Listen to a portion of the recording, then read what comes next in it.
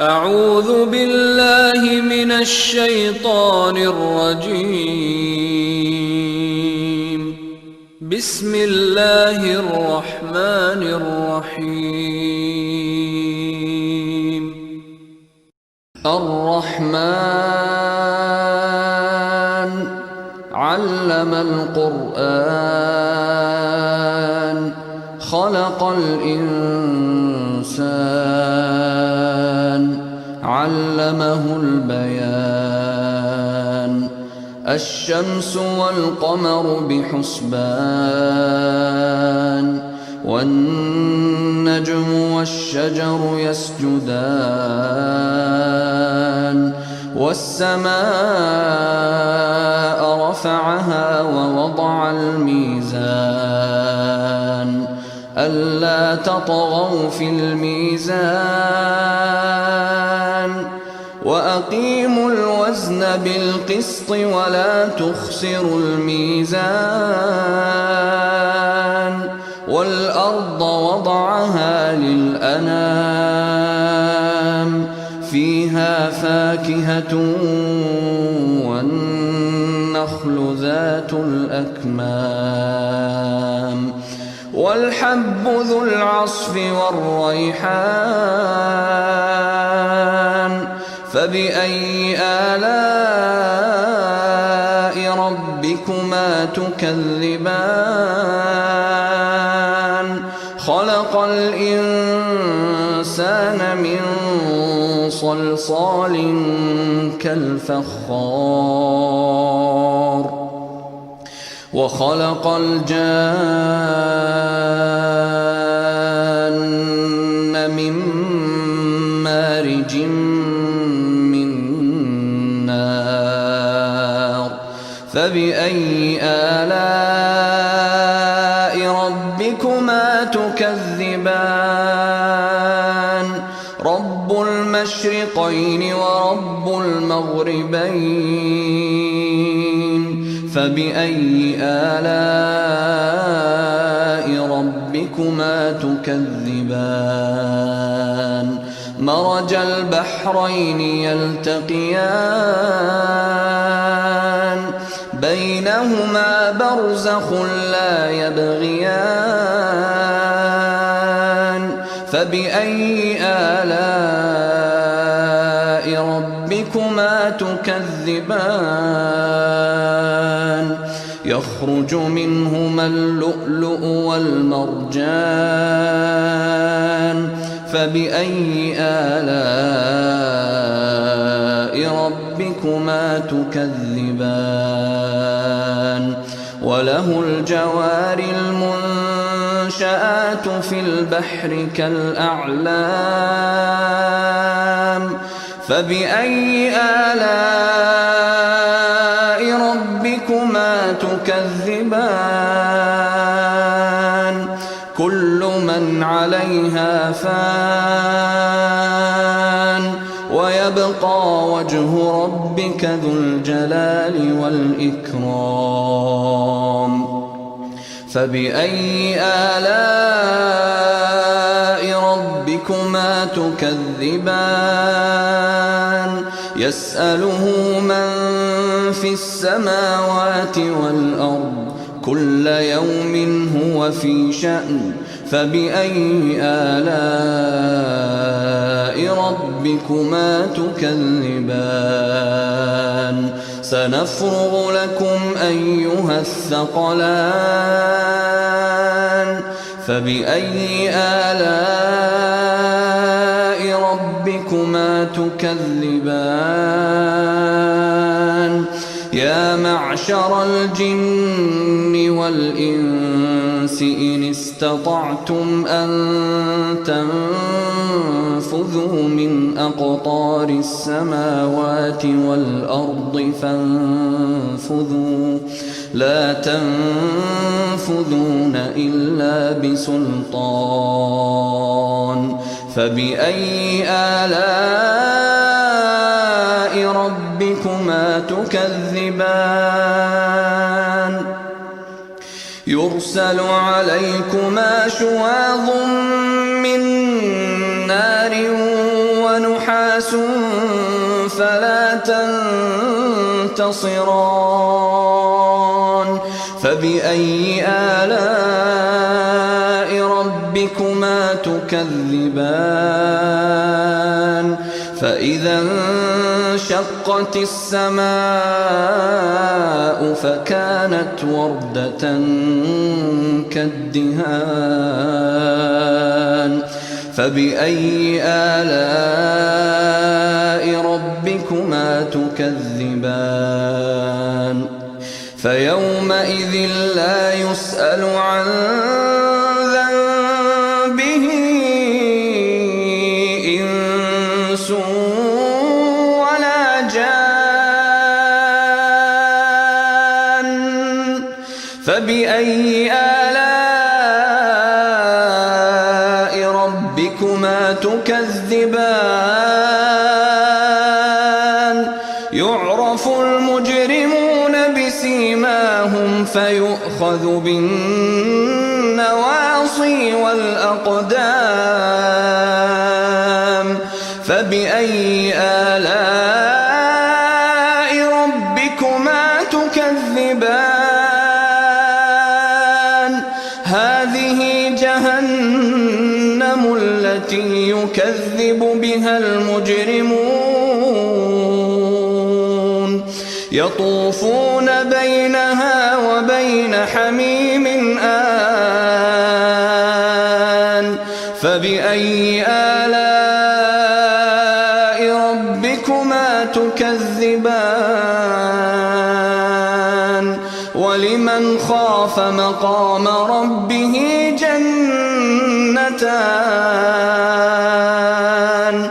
فبأي آلاء ربكما تكذبان ذواتا أفنان فبأي آلاء ربكما تكذبان فيهما عينان تجريان فبأي آلاء ربكما تكذبان فيهما من كل فاكهة زوجان فبأي آلاء ربكما تكذبان متكئين على فرش بطائنها من استبرق وجنى الجنتين دان فبأي آلاء ربكما تكذبان فيهن قاصرات الطرف لم يطمثهن إنس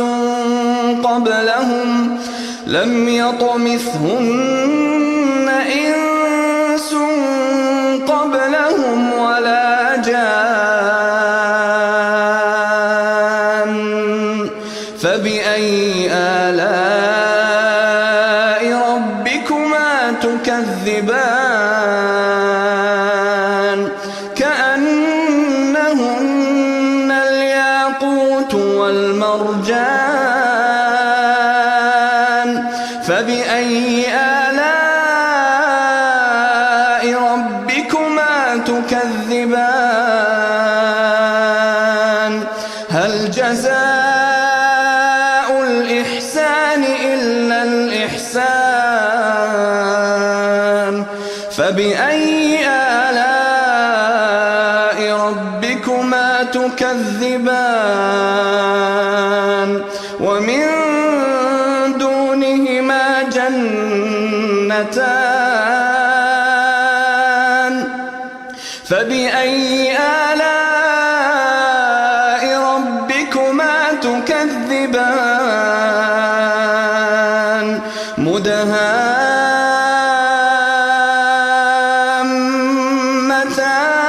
مدهامتان فبأي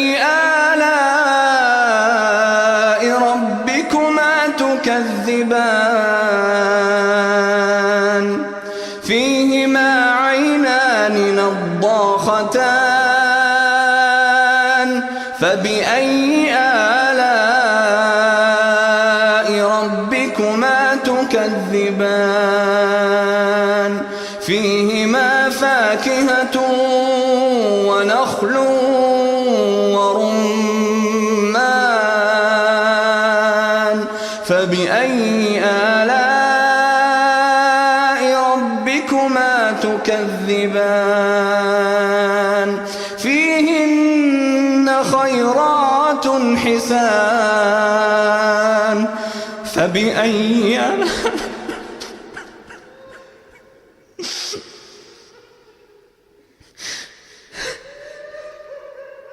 فبأي آلاء ربكما تكذبان حور مقصورات في الخيام فبأي آلاء ربكما تكذبان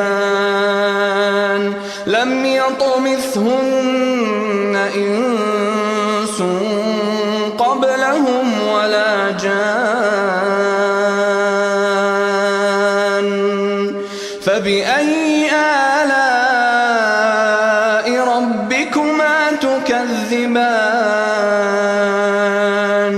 متكئين على رفرف خضر وعبقري حسان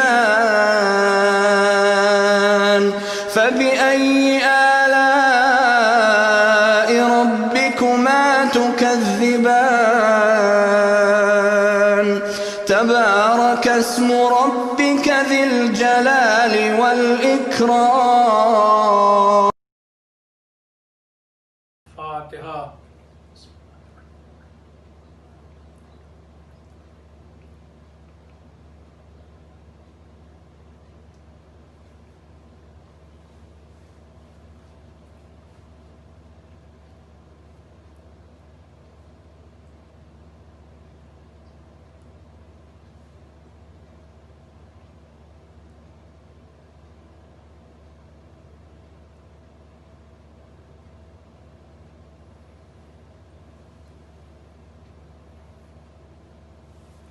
أعوذ بالله من الشيطان الرجيم بسم الله الرحمن الرحيم الحمد لله رب العالمين والحمد لله الذي جعل لنا لسانا وشفتين وهدانا النجدين والحمد لله الذي هدانا لهذا وما كنا لنهتدي لولا أن هدانا الله لقد جاءت رسل ربنا بالحق ثم الصلاة والسلام على سلسلة الأنبياء والمرسلين أولها آدم وآخرها خاتم وفي وسطها نوح وإبراهيم وإسماعيل وإسحاق ويعقوب ويوسف ويونس وداود وسليمان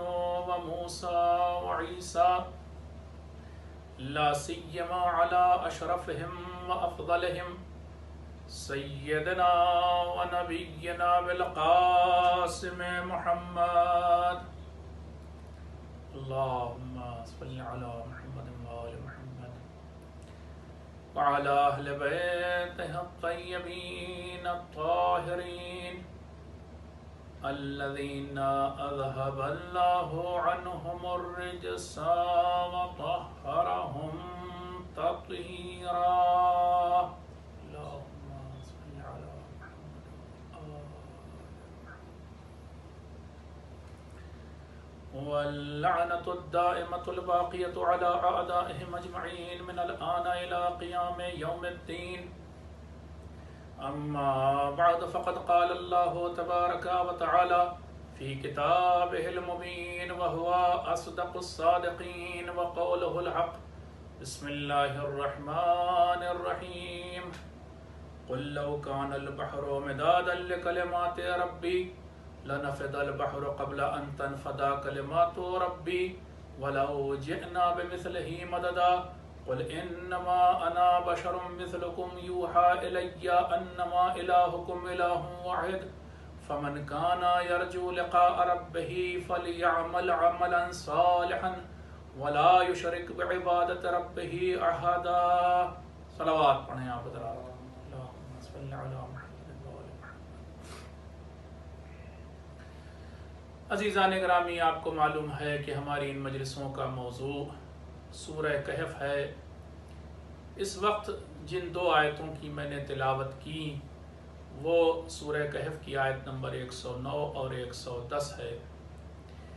پہلی آیت میں ارشاد ہو رہا ہے کہ قُل لَوْ كَانَ الْبَحْرُ مِدَادًا لِكَلِمَاتِ رَبِّي، اگر یہ سمندر سب کے سب روشنائی بن جائیں اور انک بن جائیں میرے رب کے کلمات کے لیے، اور وہ ان کلمات کو لکھنا چاہیں، لَنَفِدَ الْبَحْرُ قَبْلَ أَن تَنْفَدَ كَلِمَاتُ رَبِّي، تو وہ کلمات نہیں ختم ہوں گے اس سے پہلے یہ سمندر کی روشنائی، یہ انک ختم ہو جائے گی.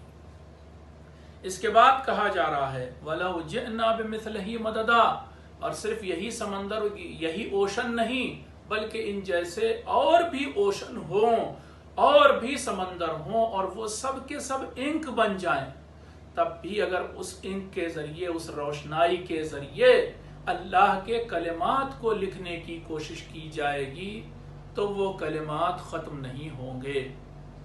دوسری آیت میں کہا جا رہا ہے، اور وہ دراصل پیغمبر سے کہا جا رہا ہے کہ اے پیغمبر آپ کہہ دیجئے قل انما انا بشر مثلکم، اے میرے حبیب، اے جناب محمد مصطفیٰ صلی اللہ علیہ وآلہ وسلم، آپ لوگوں سے کہہ دیے انما انا بشر مثلکم، میں تو بس تمہارے جیسا ایک بشر، ایک انسان ہوں. لیکن ایک فرق ہے، اور وہ فرق کیا ہے؟ یوحا الیہ، لیکن میرے پاس وحی آتی ہے اللہ تعالیٰ کی، میری طرف اللہ تعالیٰ ایک خاص پیغام بھیجتا ہے جسے وحی کہا جاتا ہے. اللہ کی طرف سے ریویلیشن ہوتا ہے، جبریل آتا ہے میرے پاس، اور وہ وحی کیا ہے، وہ میسج کیا ہے؟ وہ میسج یہ ہے کہ انما الہکم الہ واحد، کہ تم لوگوں کا، تم انسانوں کا رب اور الہ اور معبود ایک ہے. پھر آگے بھی بات ہے کہ فمن کان یرجو لقاء ربہ فلیعمل عملا صالحا، تو جو انسان اللہ کی رحمت سے امید رکھتا ہے کہ اللہ اس پر رحمت کرے گا، تو پھر وہ یہ کرے کہ عملا صالحا، تو وہ اسے نیک عمل کرنے چاہیے. ولا یشرک بعبادت ربہ احدا، اور اسے اللہ کی عبادت کے وقت کسی کو اللہ کا شریک نہیں بنانا چاہیے. یہ ان دو آیتوں کا ترجمہ ہے جو میں نے آپ کی خدمت میں پیش کی. پہلی آیت میں جیسا آپ نے غور کیا، کہا جا رہا ہے کہ اگر یہ سمندر روشنائی بن جائیں، انک بن جائیں، تب بھی اللہ کے کلمات کو نہیں لکھ سکیں گے. اللہ کے کلمات ختم نہیں ہوں گے، روشنائی ختم ہو جائے گی. اب سوال یہ ہوتا ہے کہ اللہ کے کلمات ہیں کیا؟ تو دیکھیے قرآن مجید میں یہ لفظ کلمات کئی جگہ آیا ہے، اور ہر جگہ تقریباً اس کا معنی الگ ہے.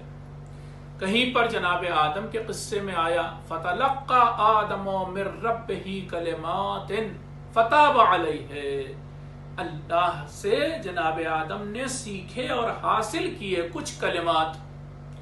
جناب آدم نے جب اس پیڑ سے، اس درخت سے پھل کھا لیا تھا، تو آپ کو معلوم ہے قرآن کا پورا قصہ ہے کہ ان کے لباس، جناب آدم اور جناب حوا کا لباس اتر گیا، اور پھر انہیں اس دنیا میں بھی آنا پڑا، اس جنت سے اس دنیا میں آنا پڑا. یہ بھی ایک سزا ہوئی، لباس بھی اتر گئے. اب جناب آدم اپنے کیے پر پچھتائے، ندامت ہوئی. تو جب ندامت ہوئی تو جناب آدم نے یہ کہا اللہ کی بارگاہ میں کہ پالنے والے، میں تجھ سے تیری بارگاہ میں توبہ کرنا چاہتا ہوں، لیکن اب توبہ کریں کیسے؟ کس کا واسطہ دیں؟ کس کی قسم دیں؟ تو اب اللہ نے ہی وہ لفظ، وہ الفاظ، وہ کلمات سکھائے. اسی کا تذکرہ ہو رہا ہے. فتلقى آدم من ربه کلمات، اور آدم نے حاصل کیے اللہ سے ہی کچھ کلمات. فتاب علیہ، پھر جناب آدم نے توبہ کی، اللہ نے ان کی توبہ کو قبول کیا. اب وہ کلمات کیا تھے کہ جو جناب آدم نے اللہ سے سیکھے؟ تو جواب یہ ہے، تفاسیر میں جائیں ہمارے یہاں اور اہل سنت کے یہاں ماننے پر اہل سنت مجبور ہیں. وہ کلمات 5 کلمے تھے، 5 لفظ تھے، 5 اسم تھے، 5 نام تھے. اور وہ 5 نام کس کے تھے؟ جناب محمد مصطفیٰ، جناب علی مرتضیٰ، جناب فاطمہ زہرا، جناب امام حسن اور جناب امام حسین علیہم السلام. صلوات پڑھیں آپ حضرات. اللہم صلی علی محمد وآلہ. جب ان 5 ناموں کا واسطہ دے کر جناب آدم نے توبہ کی تو ان کی توبہ قبول ہو گئی. تو یہاں پر کلمات کا مطلب پنجتن کے نام. لیکن دوسری آیات مثلا جناب ابراہیم علیہ السلام کے قصے میں آیا، اور وہ کیا آیا کہ اللہ نے کلمات کے ذریعے ان کا امتحان لیا. وَإِذِ ابْتَلَىٰ إِبْرَاهِيمَ رَبُّهُ بِكَلِمَاتٍ فَأَتَمَّهُنَّ. یاد کرو اس وقت کو کہ جب اللہ نے ابراہیم کا امتحان لیا کلمات کے ذریعے. اب وہ کلمات کیا تھے؟ ابراہیم کا امتحان ہو رہا ہے. اب یہاں پر کلمات پنجتن کے نام نہیں ہے تفاسیر میں، بلکہ کلمات کا مطلب یہ ہے کہ کبھی ابراہیم کا امتحان لیا صبر کے ذریعے، دیکھا کہ وہ اپنے بیٹے کو ذبح کر سکتے یا نہیں. کبھی یہ دیکھا کہ ابراہیم اس بات کا یقین رکھتے ہیں کہ نہیں کہ مردے زندہ ہو سکتے یا نہیں. تو کہیں پر صبر کے معنی میں کلمات آیا، کہیں پر یقین کے معنی میں کلمات آیا، کہیں پر اخلاص کے معنی میں. جناب ابراہیم کا امتحان اخلاص خلوص میں بھی ہوا کہ خلوص رکھتے ہیں یا نہیں. اور وہ کیسے؟ جناب ابراہیم نے خود ایک جگہ پر کہا اور ان سے کہا گیا قُلْ إِنَّ صَلَاتِي وَنُسُكِي وَمَحْيَايَ وَمَمَاتِي لِلَّهِ رَبِّ الْعَالَمِينَ. اے ابراہیم کہہ دیجئے کہ میری نماز، میرے اعمال اور میرا جینا مرنا سب اللہ کے لیے. یہی خلوص ہوتا ہے کہ انسان کی نماز، انسان کا روزہ، انسان کے تمام اعمال اللہ کے لیے ہوں. تو دیکھیں جناب ابراہیم علیہ السلام کے قصے میں اور واقعے میں ابراہیم کا امتحان لیا گیا کلمات سے. اور یہاں پر کلمات کا معنی کبھی اخلاص ہے، کبھی یقین ہے، کبھی صبر ہے، اور کبھی محنت اور مشقت ہے. جناب ابراہیم کا یہ بھی ایک امتحان تھا کہ وہ ایک ایسی جگہ پر کہ جہاں کوئی نہیں بستا وہاں ایک گھر بنائے جس کا نام بعد میں کعبہ. تو اب کعبے کو بنوایا. ہم اور آپ ہوتے تو اللہ سے پوچھتے اے پالنے والے اس بیابان جنگل میں کہ جہاں کچھ نہیں ہوتا، ہریالی بھی نہیں ہوتی، یہاں گھر بنانے کیا فائدہ؟ لیکن یہ ابراہیم تھے جنہوں نے اللہ سے یہ سوال نہیں کیا کہ یہاں کیوں گھر بنایا جائے، بلکہ جیسا اللہ نے کہا محنت اور مشقت سے. صرف باپ بیٹے تھے، صرف ابراہیم اور اسماعیل تھے، اور انہوں نے گھر بنا کے کھڑا کیا کہ جس کا آج ہم اور آپ طواف کرتے ہیں. تو کبھی ابراہیم کے امتحانات کی جو بات آ رہی کہ کلمات سے ان کا امتحان لیا گیا، تو اس کلمات کا مطلب یہ ہے کہ جناب ابراہیم سے اخلاص کے ذریعے خلوص ہے یا نہیں ہے، صبر رکھتے ہیں یا نہیں رکھتے ہیں، یقین رکھتے ہیں یا نہیں رکھتے ہیں، اور ہمارے لیے محنت و مشقت کر سکتے ہیں یا نہیں. جب ان تمام امتحانوں میں کامیاب ہو گئے فَأَتَمَّهُنَّ، اور پھر ابراہیم نے ان امتحانوں کو پاس کر لیا، کامیاب ہو گئے، تو ہم نے ان سے کہا قَالَ إِنِّي جَاعِلُكَ لِلنَّاسِ إِمَامًا. اے ابراہیم ہم نے تمہیں لوگوں کا امام بنا دیا. ایک صلوات پڑھ دیں آپ حضرات.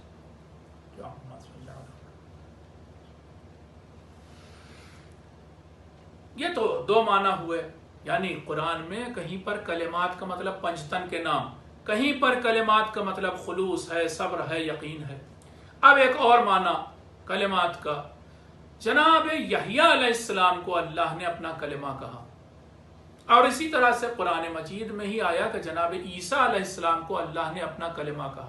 اب یہ سارے کلمے جن کی جمع کلمات ہوتا ہے، ان کو اگر ملائیں، یہ کلمہ یحییٰ ہے، عیسیٰ ہے، یا اس طرح کے اور اللہ کے خاص بندے، تو یہ سب کلمات ہیں.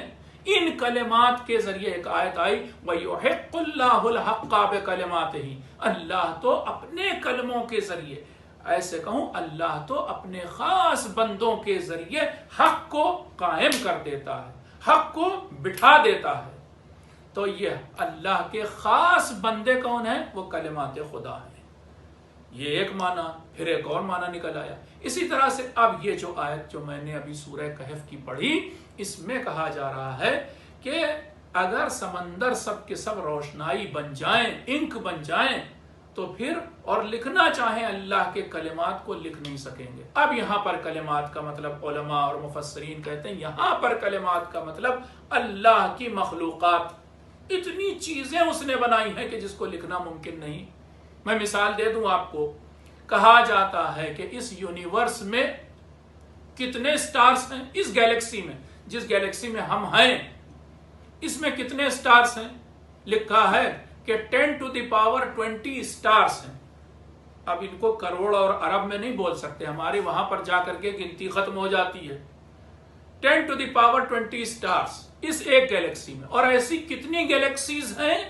10⁻10 گیلیکسیز ہیں، اور یہ سب بھی انسان کا ایک گیس ہے۔ کس نے دیکھا ان گیلیکسیز کو؟ کون جانتا ہے یہ یونیورس کتنی بڑی ہے؟ یہ تو سٹارز کی بات ہو رہی، اور پھر ان سٹارز میں ہر سٹار ایک نئی چیز سے بنا ہے۔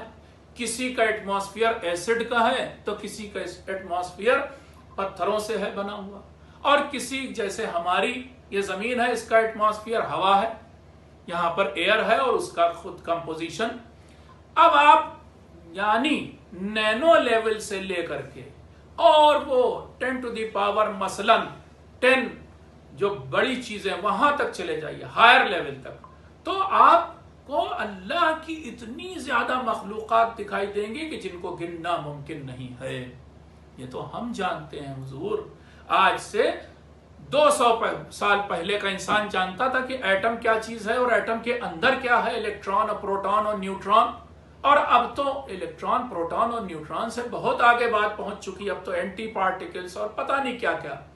تو اب آپ سوچئے کہ اس لیول سے شروع کیجئے اور گیلیکسیز تک جائیے۔ اللہ کی نعمتوں کو کون گن سکتا ہے؟ مخلوقات کو کون گن سکتا ہے؟ یہ گننے لائق یا لکھنے لائق نہیں ہے، ان گنت ہیں، واقعاً وہ کاؤنٹ لیس ہیں اور ان کو کاؤنٹ نہیں کیا جا سکتا۔ اب اگر ان کو لکھنے آپ بیٹھیں گے تو سمندر کی روشنائی واقعاً کم پڑ جائے گی۔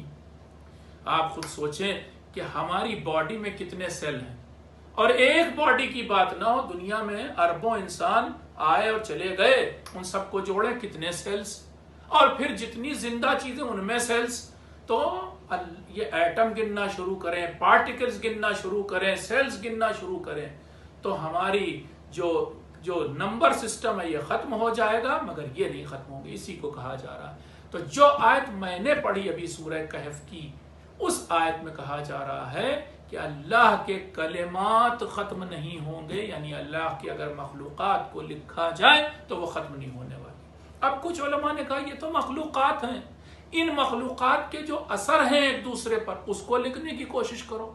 مثال دے رہا ہوں، نیوٹن نے یہ بتایا کہ 2 بڑی باڈیز جو ہوں، سیلیسٹیل باڈیز، ان کے بیچ میں ایک فورس لگتا ہے، گریویٹیشنل فورس۔ یہ فورس بھی تو ایک نعمت ہے۔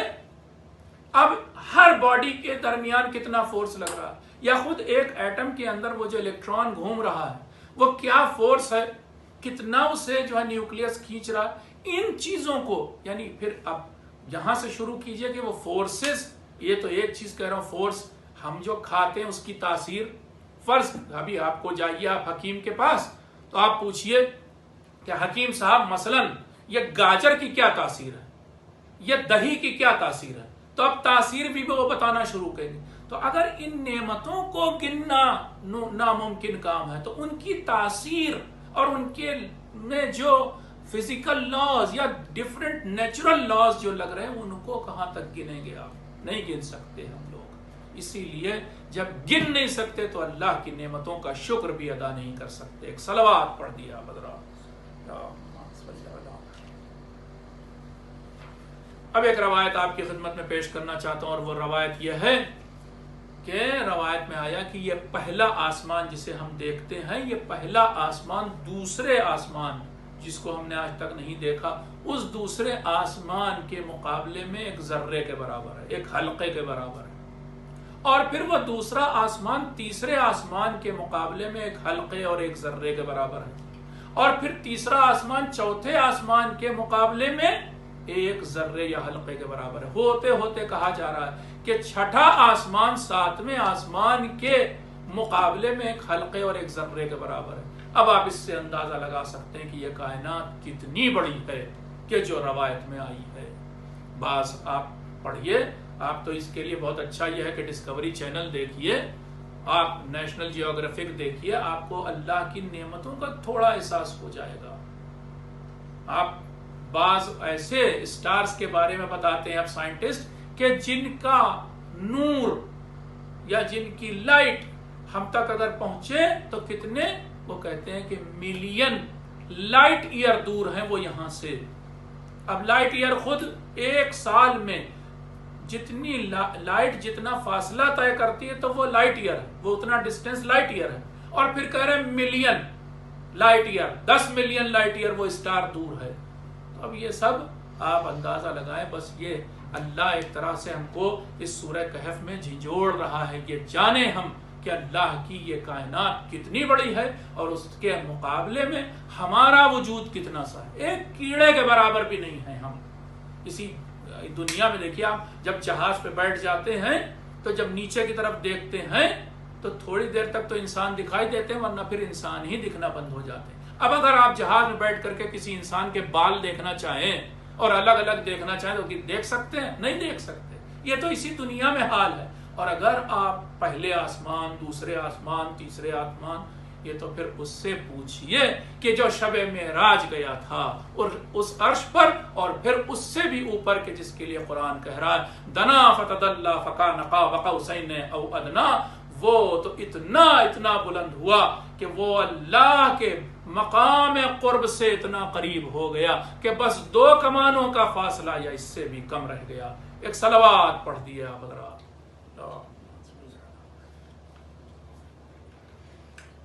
اب اس سورہ کے بارے میں ایک زبردست آپ کو بات بتائیں، کچھ چیزیں یاد بھی رکھا کریں آپ۔ مجھے البتہ میں نے ڈھونڈا، لیکن بعض چیزیں جو ہے علماء نے ہم سے پہلے پڑھی، ہمیں ڈھونڈتے ڈھونڈتے کبھی وقت لگتا ہے اس روایت کو کسی خاص کتاب میں پاتے ہوئے، لیکن ایک معتبر عالم دین نے کہ جو تھوڑا بہت قرآنی آیات کے ذریعے علاج کرتے ہیں اور خاص طور سے جادو ٹونے اور سحر کا اثر دور کرتے ہیں، انہوں نے مجھ سے کہا کہ اگر کوئی شخص چاہتا ہے، غور سے سنیں آپ، اگر کوئی شخص چاہتا ہے کہ اس کے اوپر جادو ٹونے سحر کا اثر نہ ہو، سورسری کا اثر نہ ہو، بلیک میجک کا اثر نہ ہو، تو پھر وہ سوتے وقت سورہ کہف کی آخری 2 آیات پڑھا کرے۔ یہی 2 آیتیں جو میں نے پڑھی، وہ کون سی 2 آیتیں؟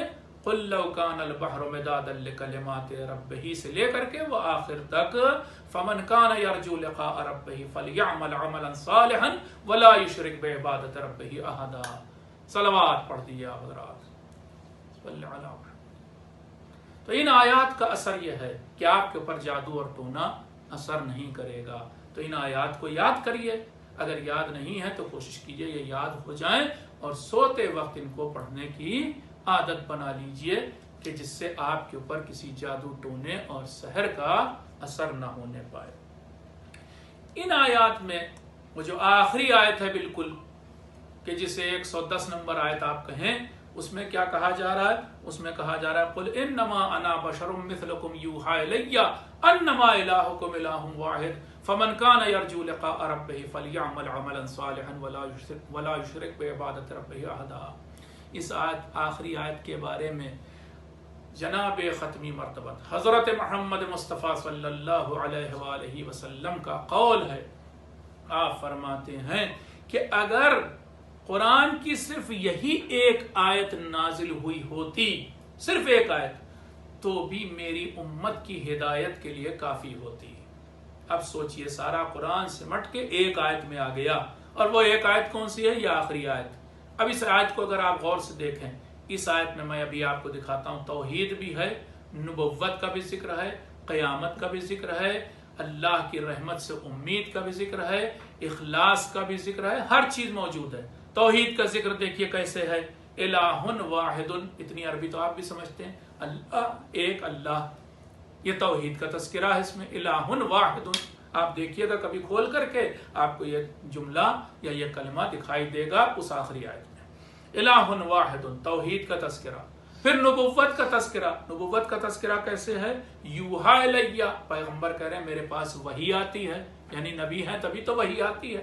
پھر اگلی چیز قیامت کا تذکرہ، لقاء ربہ، جو شخص اللہ سے ملاقات کی امید رکھتا ہے، یہ اللہ سے ملاقات کب ہوگی، قیامت میں ہوگی، قیامت کا تذکرہ ہو گیا۔ پھر اسی آیت میں اللہ کی رحمت سے امید کا تذکرہ ہے، یرجو، یرجو کب ہو، یرجو کا مطلب امید، امید کس چیز کی، اللہ سے، تو یہ بھی امید کا بھی تذکرہ، اللہ کی رحمت سے امید۔ پھر اسی میں عمل کا بھی تذکرہ ہے، یہ نہیں صرف کہ عقیدے سے تعلق ہے، نہیں، عمل بھی کرنا، فَلْيَعْمَلْ عَمَلًا صَالِحًا، تو اس انسان کو چاہیے، جو انسان اللہ سے ملاقات کی امید رکھتا ہے تو اسے چاہیے فَلْيَعْمَلْ عَمَلًا صَالِحًا، کہ وہ نیک کاموں کو انجام دے، تو اس میں عمل صالح کا بھی تذکرہ ہے۔ اور آخری چیز وَلَا يُشْرِكْ بِعِبَادَةِ رَبِّهِ أَحَدًا، اور پھر وہ انسان اپنی عبادت میں اللہ کا شریک کسی کو نہ بنائے، یہ شریک نہ بنانا، شرک کا الٹا کیا ہے، اخلاص، خالص ہے، کوئی چیز پیور ہے، خالص ہے، اس میں ملا دیں گے ملاوٹ ہے، شرک ہے، تو منع کیا جا رہا شرک نہ کرو، یعنی خالص ہونا چاہیے تمہارا عمل، اخلاص کا بھی تذکرہ۔ ساری چیزیں اسلام کی بنیادی تعلیمات آ گئیں اس آیت کے اندر، اسی لیے پیغمبر فرماتے ہیں کہ اگر صرف یہی ایک آیت ہوتی تب بھی میری امت کی ہدایت کے لیے کافی ہوتی۔ ایک صلوات پڑھ دیا۔ اب میں اس طرح جملے پر روشنی ڈالنا چاہتا ہوں کہ جو جملہ اکثر حوالہ دے کر کے اور کہا جاتا ہے، اس میں آیت میں آیا قل انما، اے نبی، اے پیغمبر، آپ لوگوں سے کہیے انما انا بشر مثلکم، میں بالکل تمہارے جیسا ایک بشر، تمہارے جیسا ایک انسان ہوں۔ اس کو وہابی لوگوں نے پکڑ لیا، اس جملے کو، اور کہنا شروع کیا کہ نبی تو ہمارے جیسے تھے، بلکہ بات یہاں تک پہنچ گئی کہ کچھ لوگوں نے کہا کہ نبی تو ہمارے بڑے بھائی ہیں، لیکن آدھا جملہ پڑھا، پیغمبر نے یہیں تک نہیں کہا، قرآن یہی نہیں کہہ رہا، یہ کہہ رہا ایسے قل انما انا بشر مثلکم، اے پیغمبر کہیے کہ میں تمہارے جیسا بشر ہوں، لیکن آگے جملہ کیا ہے، یوحا الیہ، مگر میرے پاس اللہ کا پیغام آتا ہے۔ اب یہ بہت بڑا فرق ہو گیا، میرے پاس اللہ کا پیغام آتا، تمہارے پاس نہیں آتا۔ میں مثال سے بات کو واضح کروں، میں ایک بار گیا، مثلا موبائل فون کی شاپ پر سیل فون بکتے تھے، باہر میں نے دیکھا شوکیس میں بڑے اچھے اچھے فون لگے ہوئے ہیں، اس میں سے ایک فون مجھے پسند آیا، میں اندر گیا دکان پر اور دکان والے سے کہا کہ بھائی مجھے یہ فون چاہیے، اس نے کہا صاحب یہ فون تو ہے نہیں، میں نے کہا ہے تو لگا، باہر شوکیس میں ہے لگا ہوا، کہا بھائی وہ ہے تو فون مگر وہ ڈمی ہے، اس کے اندر کچھ نہیں ہے، صرف اوپر سے آپ کو ویسا لگ رہا ہے۔ میں نے کہا دکھاؤ تو، اچھا ایسا ہے، تم ایسا فون بھی دکھاؤ جو تمہارے پاس ہے بھی وہاں بھی لگا ہے۔ اس نے کہا ہاں دکھا سکتے ہیں، وہ ایک ڈمی والا لایا شوکیس سے نکال کر، اور ایک اس نے سچا فون نکالا۔ اب جو میں نے دیکھا، دیکھنے میں تو دونوں ایک جیسے تھے، سامنے سے ظاہر پر ظاہر دونوں ایک جیسے، مگر یہ ڈمی ہے اور یہ ریئل ہے۔ میں نے کہا فرق کیا بھائی؟ کہا فرق یہ ہے کہ یہ سگنل پکڑتا ہے اور یہ سگنل نہیں پکڑتا ہے۔ بس اوپر سے دیکھ کر کے نہ سمجھو کہ ہمارے جیسے تھے نبی، نبی وہ تھے کہ جن کا رابطہ اللہ سے رہتا تھا، وہی آتی تھی، اور ہم وہ ہیں کہ جو کھوکھلے ہیں، ہم تک وہی نہیں آتی۔ ایک صلوات پڑھ دیجئے آپ حضرات۔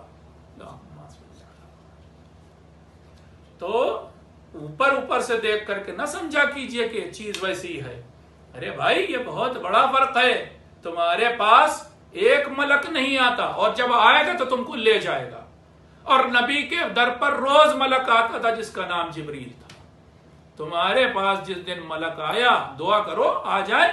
جب تم کہتے ہو نبی ہمارے جیسے تھے، تو نبی کے پاس تو دن میں کبھی کبھی 3 بار بھی ملک آیا.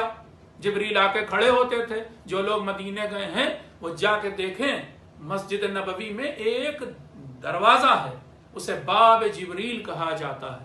جب میں وہاں پر زیارت کے لیے گیا تھا، حج کرنے کے لیے گیا اور اس جگہ پر پہنچا تو میرے اندر ایک کپ کپی چڑھ گئی کہ میں اس جگہ پر کھڑا ہوں جہاں کل جبریل کھڑا ہوتا تھا. فرشتہ اندر سے ایک بجلی دوڑ گئی. یہ معمولی بات تھوڑی نا کہ کس دروازے پر جبریل آئے اور وہ بھی اجازت لے، اور تم کہتے ہو نبی ہمارے جیسے تھے. میں نے مثال دی کہ ان کے در پر تو فرشتہ آتا تھا اور تمہارے در پر نوکر بھی نہیں آتا. تم کیا مقابلہ کرتے ہو پیغمبر سے اور کہتے ہو ہمارے جیسے تھے. میں نے کہا کہ ان کے یہاں تو فرشتہ تھا اور تمہارے یہاں جس دن فرشتہ آ گیا اس دن تم کو لے ہی جائے گا. ایک صلوات پڑھ دیے آپ حضرات. خیر، آخری جملہ بھی اس کے اوپر بھی تھوڑی روشنی ڈالنا چاہوں گا کہ وَلَا يُشْرِكْ بِعِبَادَةِ رَبِّهِ أَحَدًا فَمَنْ كَانَ يَرْجُو لِقَاءَ رَبِّهِ. یہ ہم کو بہت بڑا میسج دیا گیا ہے حضور والا. میسج یہ ہے کہ اگر تم لوگ اللہ سے ملاقات کے بارے میں سوچتے ہو کہ ایک دن اللہ سے ملاقات ہوگی، تو جب ملاقات ہوگی تو پھر تم اللہ کی عبادت میں کسی کو شریک نہ بناؤ. عجیب بات ہے، ملنے ہم کو جانا ہے اللہ سے، ملاقات ہونی اللہ سے، اور عبادت میں کسی کو شریک نہ بنائیں. ہاں، سمجھ میں بھی آتی بات کہ جب ہم اللہ کے پاس جا رہے ہیں تو پھر غیر اللہ کو ساتھ لے کے نہ جائیں. پھر یہ نہ ہو آپ بھی جب کسی کے یہاں مہمان جاتے ہیں اور ملاقات کرتے ہیں تو کیا یہ کہتے ہیں اس سے جا کر کے کہ تم جیسے تو ہزاروں دیکھے، ایسا تو نہیں کہہ سکتے ہیں. آپ جب جاتے ہیں تو اسے سلام کرتے ہیں، اس کا حال احوال پوچھتے ہیں، یہ ملاقات ہے. اگر یہ جاتے ہی جاتے کہتے ہیں کہ تم جیسے اور بھی ہیں، بہت سے ہیں، تو یہ اس کی اہانت بھی ہے، توہین بھی ہے، اور یہ آپ کی بدتمیزی بھی ہے. بس اللہ یہی کہہ رہا ہے کہ اگر ہم سے یہ تم سوچتے ہو کہ ایک دن ملاقات ہونی ہے موت کے وقت، ایک دن ملاقات ہونی ہے روز قیامت، تو پھر تم میری عبادت میں کسی کو شریک نہ بناؤ. یہ نہ کہو کہ تم جیسے بھی یا اللہ تیرے جیسے اور بھی ہیں خدا، یہ نہ کہو، بلکہ صرف میری عبادت کرو.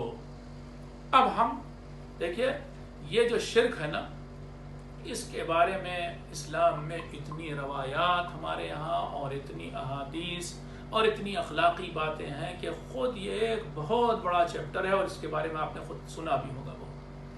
ایک آپ کو قصہ سناتا ہوں کہ شرک کس طرح سے انسان کو برباد کر دیتا ہے. اور وہ کیا ہے کہ ایک مثال وہ دے رہا ہوں کہ ایک بار ایک جہاز اڑ رہا تھا.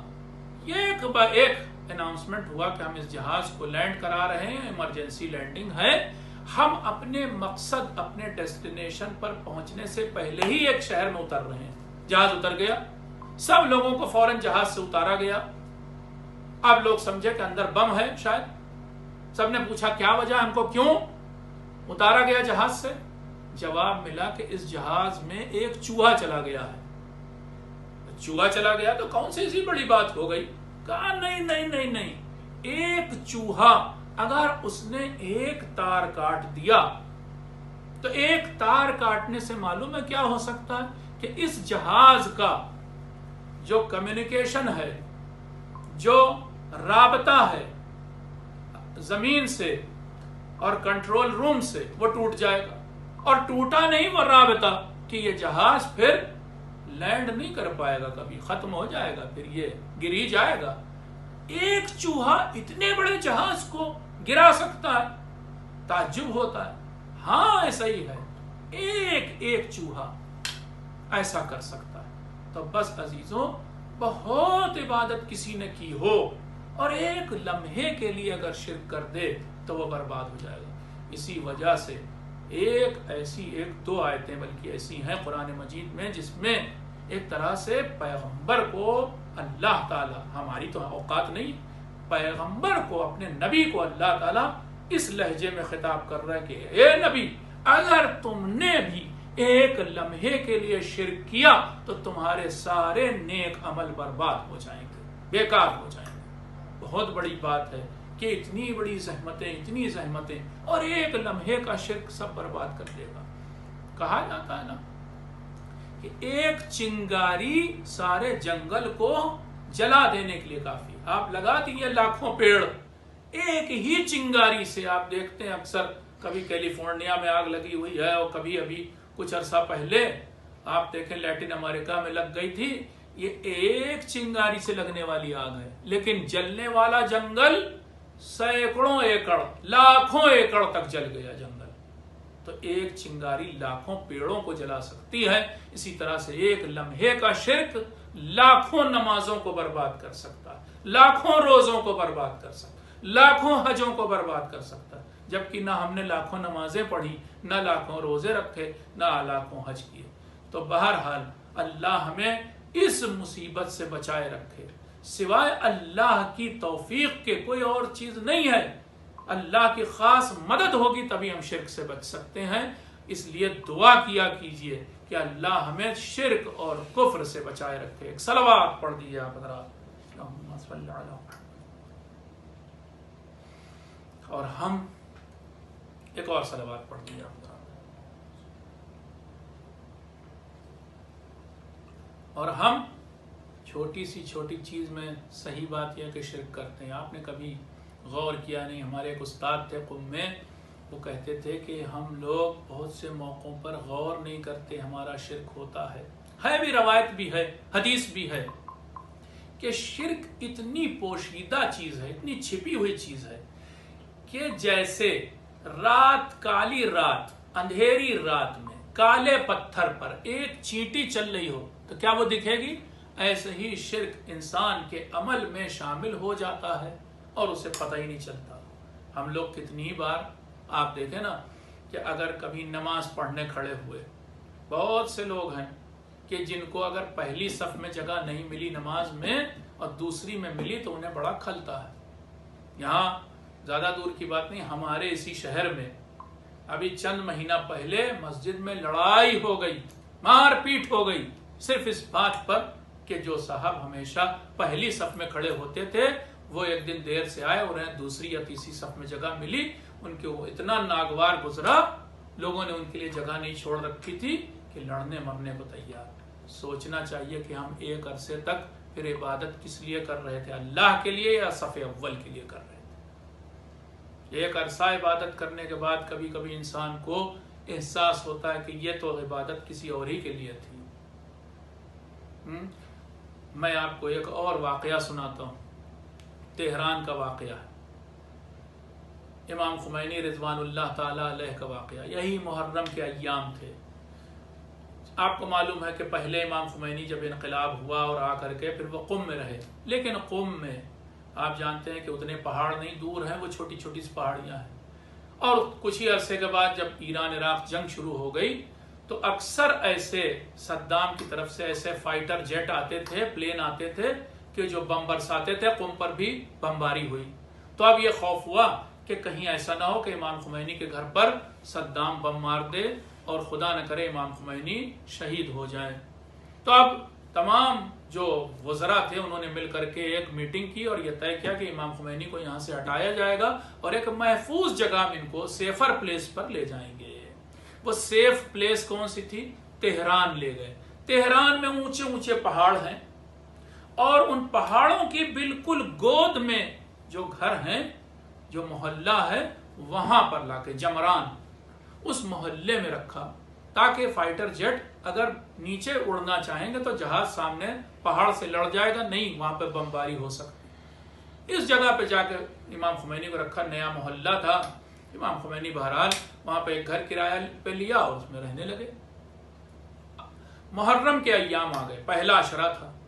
اسی گلی میں ہر سال، جس گلی میں امام خمینی تھے اسی گلی میں آگے چل کر اسی گلی میں ہر سال ایک مومن اپنے گھر پر عشرہ محرم رکھتا تھا، مجلسیں رکھتا تھا، 10 مجلسیں ہونے لگی، لاؤڈ سپیکر لگتا تھا، اپنا شہر لاؤڈ سپیکر، آواز بھی آتی تھی امام خمینی کے گھر تک۔ پہلی محرم، دوسری، تیسری، چوتھی، پانچویں محرم شاید ہو گئی. اب جو لوگ امام خمینی سے ملنے آتے تھے اور ان کے قریبی لوگ تھے، روزانہ جن کا آنا جانا تھا، کچھ اس میں سے وزیر لوگ تھے، منسٹرز تھے، یہ جو آتے جاتے تھے، انہوں نے دیکھا کہ انہی کی گلی میں مجلس ہو رہی ہے اور یہ جا نہیں رہے مجلس میں، اور وہ بھی امام حسین کے نام کی مجلس. ایک دن چھٹی ساتویں محرم کو ہمت کر کے ایک صاحب نے ان سے کہا، اے امام، آپ سے یہ بس ایک بات کہنا چاہتے ہیں کہ شاید آپ نے سنا نہیں، آپ ہی کی گلی میں امام حسین علیہ السلام کے نام کی مجلس ہوتی ہے روزانہ. کہا ہاں مجھے پتا ہے، میں آواز آتی سنتا ہوں. تو پھر آپ کیوں نہیں گئے اس مجلس میں؟ جواب دیا، آپ سنیں، آپ جواب سننے لائق، کہ میں پہلی محرم سے نیت کو خالص پیور بنانے کی کوشش کر رہا ہوں. میں چاہتا ہوں صرف اور صرف اللہ تعالیٰ کے لیے اس مجلس میں شرکت کروں. لیکن جب میں آمادہ ہوتا ہوں، یہاں تک کہ ایک روز تو میں نے عبا بھی پہن لی اپنی، اور اپنا عصا بھی لے لیا، اپنی چھڑی بھی لے لی، لیکن تب اس وقت خیال آیا کہ پڑوسی ہے، اس کے یہاں جانا چاہیے، ورنہ اگر نہ گئے تو کیا سوچے گا کہ پڑوسی ہو کر کے بھی نہیں آئے. بس اب یہ خیال پڑوسی کے لیے پیدا ہو گیا، اللہ کے لیے نہیں تھا. بس اسی وقت میں نے عبا اتار دی اور اپنے عصا کو، اپنی چھڑی کو رکھ دیا، کیونکہ اللہ کی خاطر نہیں جا رہا تھا. میں کوشش کر رہا ہوں، دعا کر رہا ہوں کہ اس عشرے کے ختم ہونے سے پہلے اللہ مجھے خالص نیت عنایت فرمائے تاکہ میں صرف اور صرف اللہ کے لیے اس مجلس میں شرکت کروں. اب آپ سوچیں، جب امام خمینی ایک مجلس کی بات ہے تو وہ یہ نیت کرنا، ایسی نیت چاہتے تھے. ہماری اور آپ کی کس عبادت کی بات کی جائے، ہماری نماز کیا خالص ہوتی ہے؟ کیا ہماری نماز، کیا ہمارا روزہ، کیا ہمارا افطار، کیا ہمارا حج؟ کتنی بار لوگ حج کرنے جاتے ہیں، اس لیے بھی جاتے ہیں کہ ان کے نام کے آگے حاجی لکھا جائے. اگر چند لوگ انہیں پہنچانے کے لیے ایئرپورٹ نہیں جاتے تو انہیں بڑا برا لگتا ہے کہ فلاں صاحب ہم کو سی آف کرنے نہیں آئے. یہ اللہ کے لیے جا رہے تھے تو، یا لوگوں کے لیے جا رہے تھے؟ لوٹتے ہیں تو انہیں اس بات کی توقع ہوتی ہے کہ لوگ ان کے ہاتھ، گلے میں ہار پہنائیں گے، ان کا ہاتھ چومیں گے، یہ تو توقع ہوتی ہے.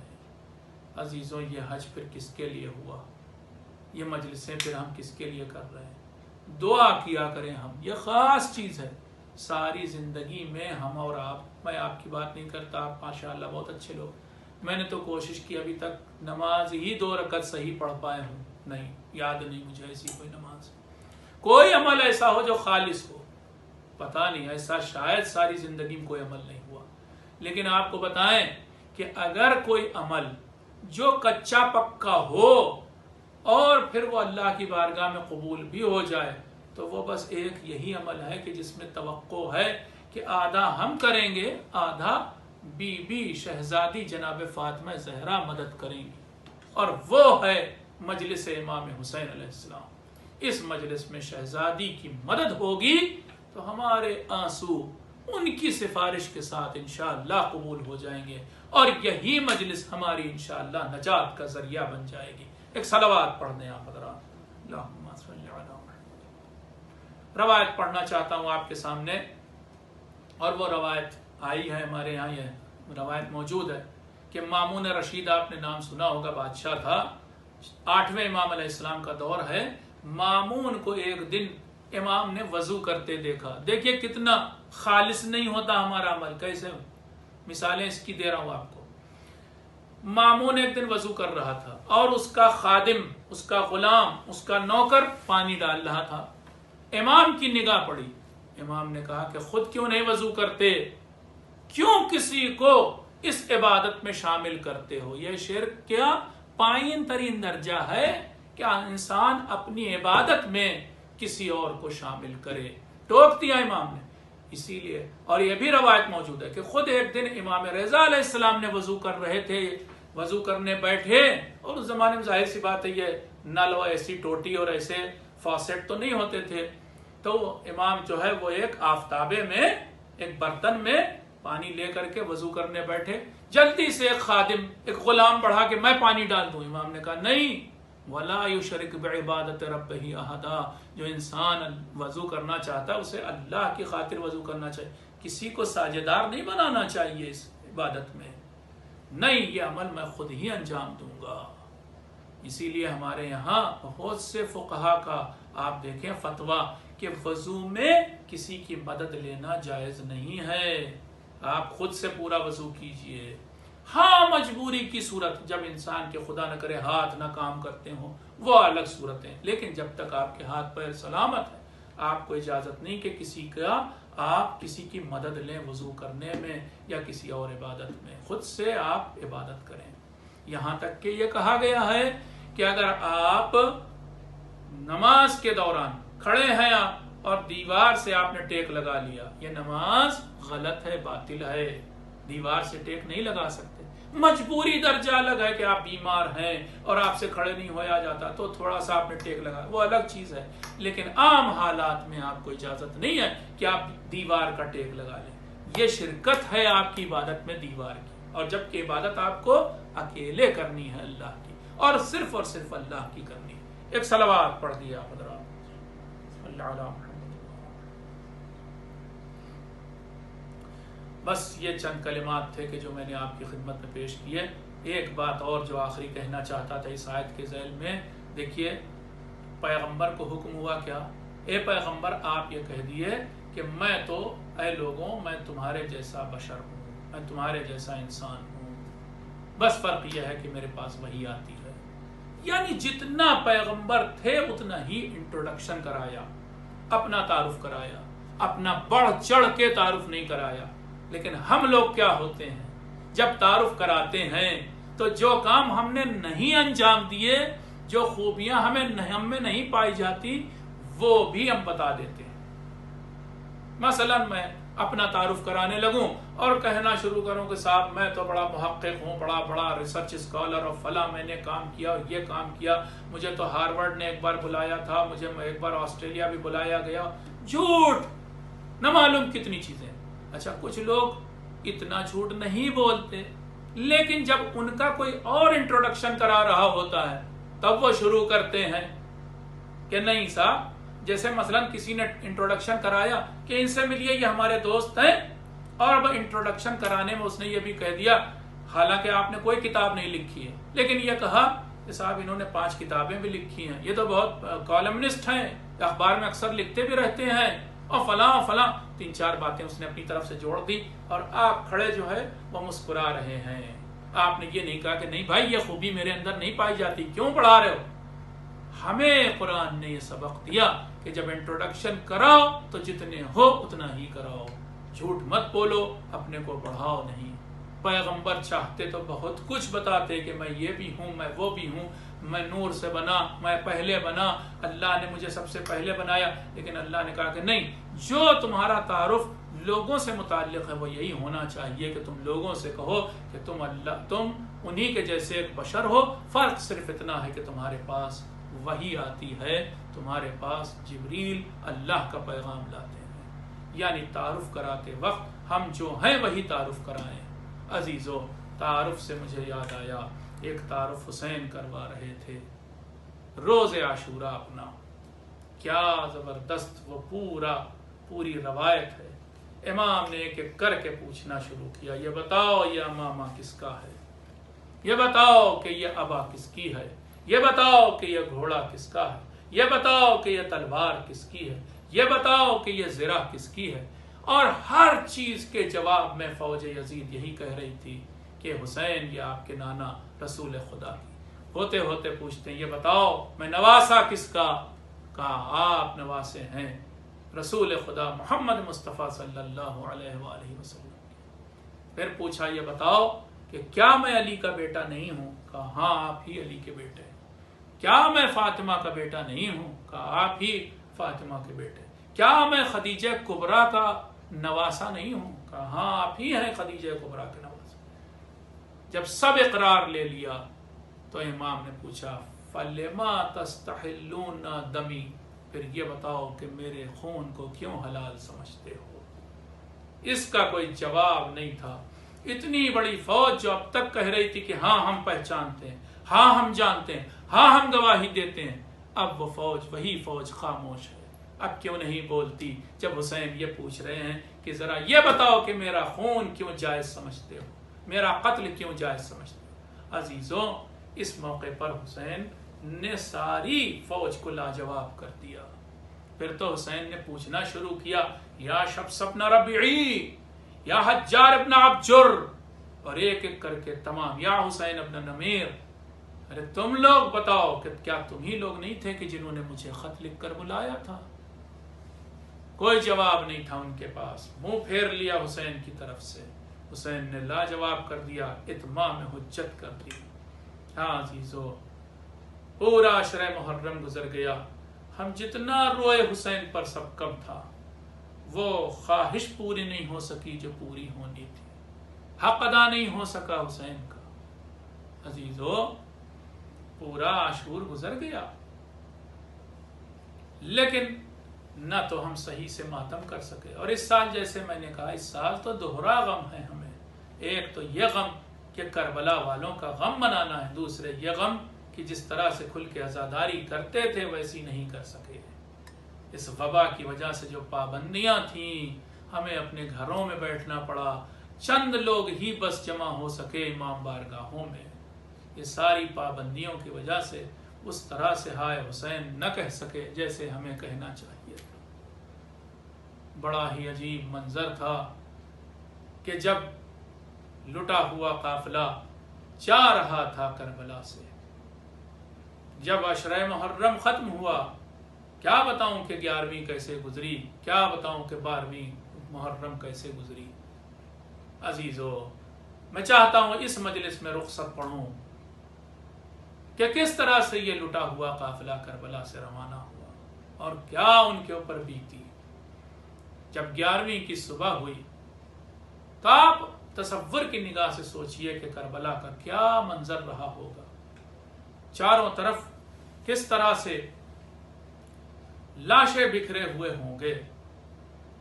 اب روایت یہ کہتی ہے کہ پسر سعد نے اپنے ساتھیوں کو جمع کیا اور یہ طے کیا کہ وہ لوگ اپنے کشتوں کو دفن کر دیں گے۔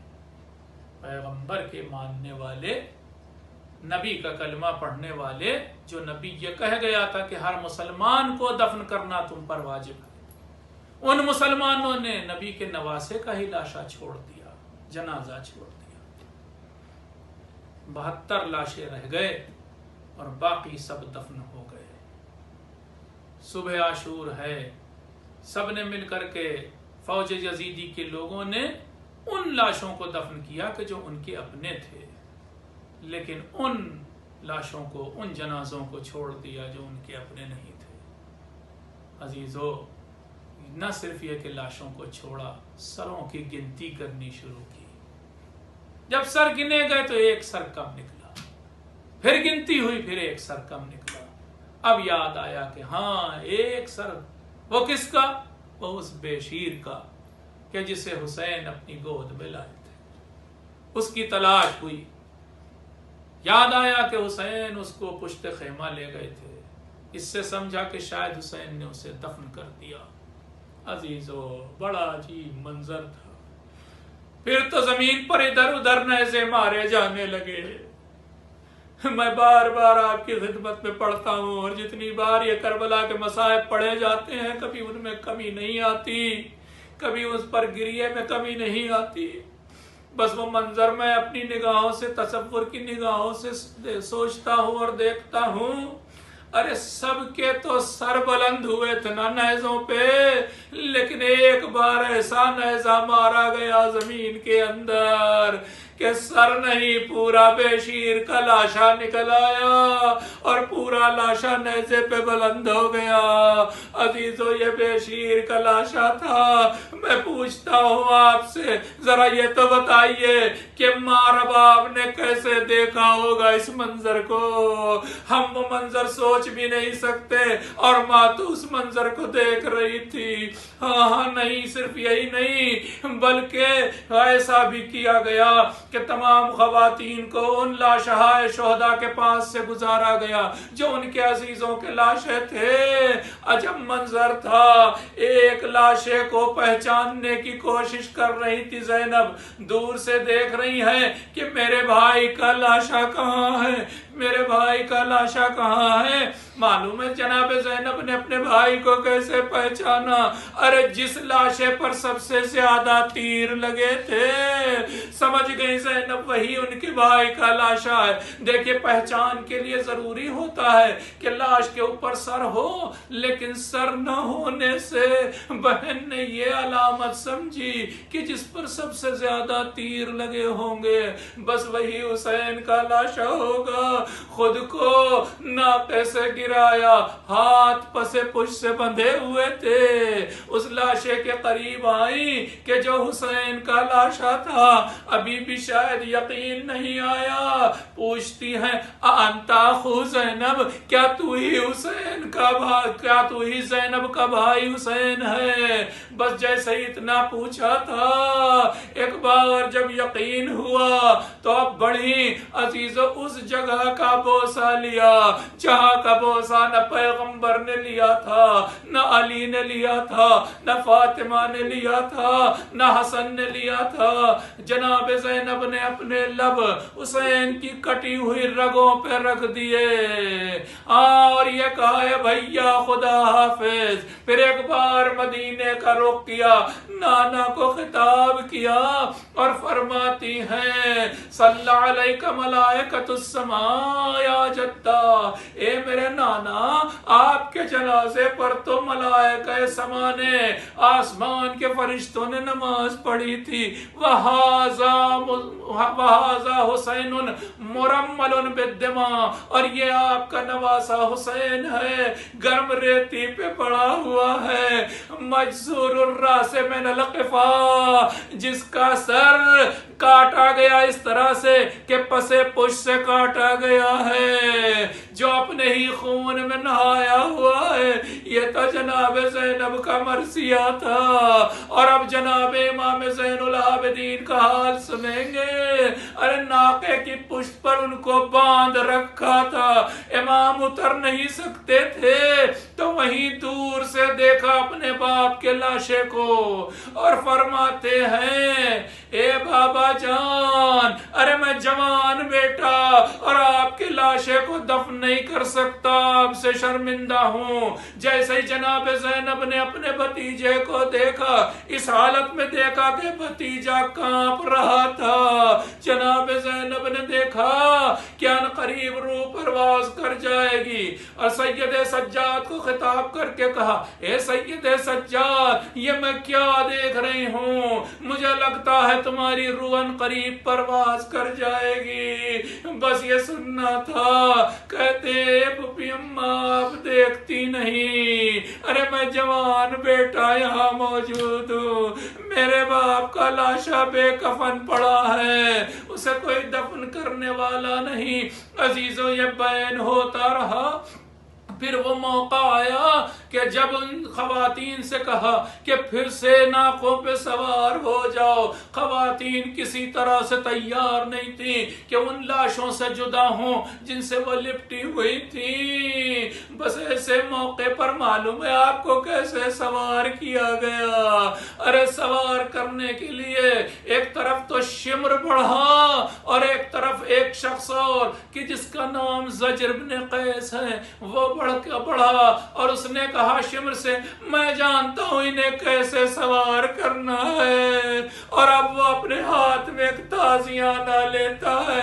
میں جب بھی روایت پڑھتا ہوں سوچنے لگتا ہوں یہ وہی خواتین ہیں کہ جب مدینے سے نکلی تھی، ابو الفضل عباس نے سہارا دیا تھا، علی اکبر نے سہارا دیا تھا، حسین نے اپنے زانو طے کر لیے تھے اور زینب کو سوار کیا تھا۔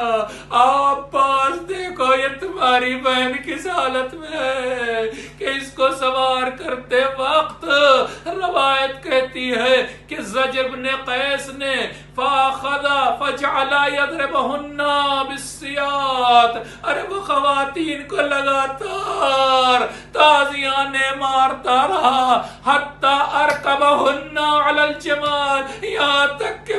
مجبور ہو کر کے وہ خواتین ان ناقوں پہ سوار ہو گئی، مگر سوار تو ہو گئی لیکن ان کی روحیں یہی کربلا میں چھٹ گئی۔ ارے جہاں تک وہ دیکھ سکتی تھی پلٹ پلٹ کے دیکھ رہی تھی۔ میں سوچتا ہوں شاید زینب اپنے بھائی عباس کے لاشے کو دیکھ رہی ہوں گی کہ عباس دیکھو تم نے وعدہ کیا تھا کہ میری رضا کی حفاظت کرو گے، اے عباس تیری بہن ننگے سر اس کربلا سے جا رہی ہے، بازوؤں میں رسن بندھی ہوئی ہے۔ وَسَيَعْلَمُ الَّذِينَ ظَلَمُوا أَيَّ مُنقَلِبٍ يَنقَلِبُونَ إِنَّا لِلَّهِ وَإِنَّا إِلَيْهِ رَاجِعُونَ رضا بقضائه وتسليما لأمره اللهم اغفر للمؤمنين والمؤمنات والمسلمين والمسلمات الأحياء منهم والأموات وتابع بيننا وبينهم بالخيرات إنك مجيب الدعوات إنك قاضي الحاجات إنك على كل شيء قدير يا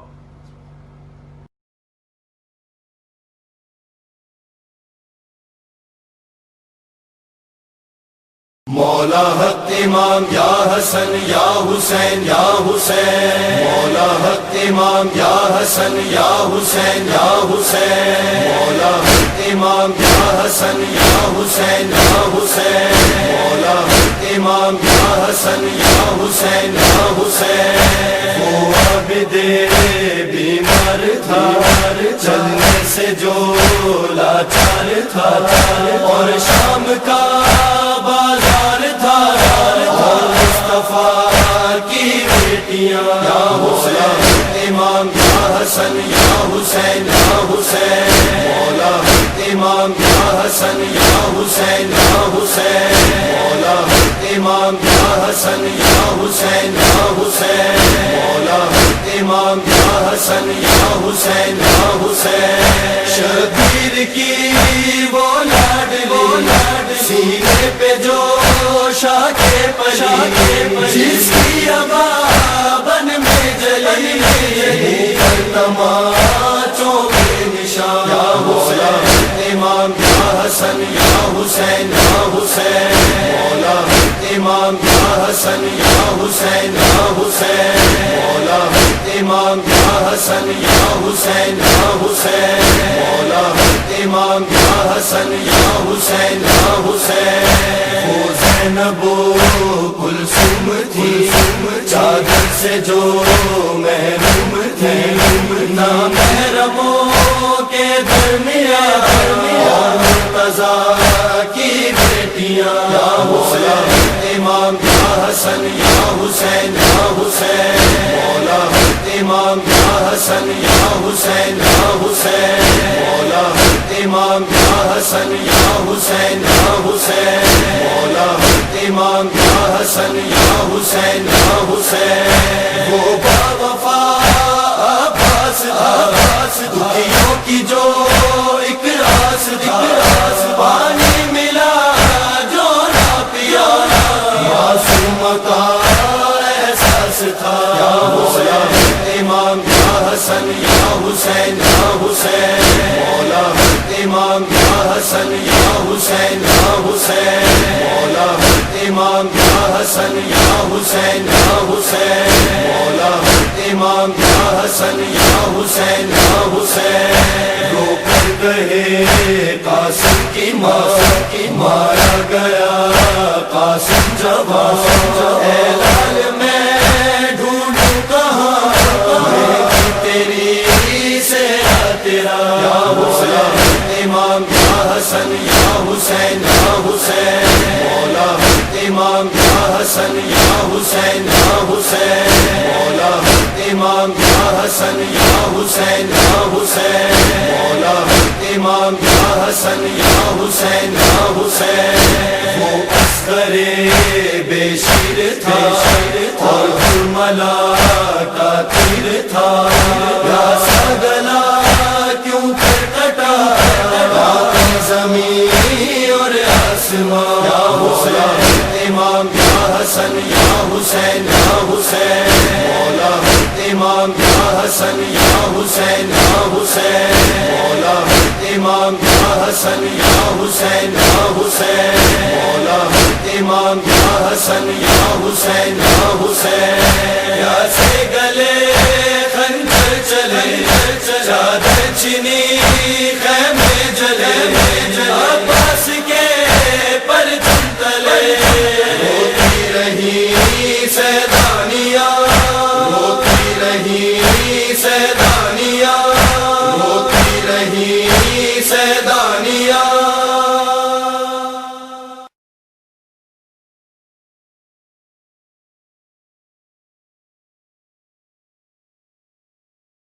السلام علیک یا رسول اللہ، السلام علیک یا نبی اللہ، السلام علیک یا علی ابن ابی طالب امیر المؤمنین، السلام علیک یا فاطمة الزہرا، السلام علیک یا حسن ابن علی، السلام علیک یا حسین ابن علی، السلام علیک یا علی ابن الحسین، السلام علیک یا محمد ابن علی، السلام علیک یا جعفر ابن محمد، السلام علیک یا موسیٰ ابن جعفر جمیعا ورحمت اللہ وبرکاتہ، السلام علیک یا غریب الغرباء یا معین الضعفاء والفقراء یا علی ابن موسیٰ الرضا اطلبنا عند قبرک الشریف، السلام علیک یا محمد ابن علی، السلام علیک یا علی ابن محمد، السلام علیک یا حسن ابن علی جمیعا ورحمت اللہ وبرکاتہ، صلی اللہ علیک یا مولانا یا صاحب الزمان، السلام علیک یا خلیفة الرحمن و یا شریک القرآن و یا امامنا و امام الانس والجان، اجل اللہ تعالی فرجک و ظہورک انشاء اللہ و رحمت اللہ و برکاتہ، الغوث الامان یا صاحب الزمان، الغوث الامان یا صاحب الزمان، الغوث الامان یا صاحب الزمان ورحمت اللہ وبرکاتہ، بر محمد و آل محمد صلوات اللہ.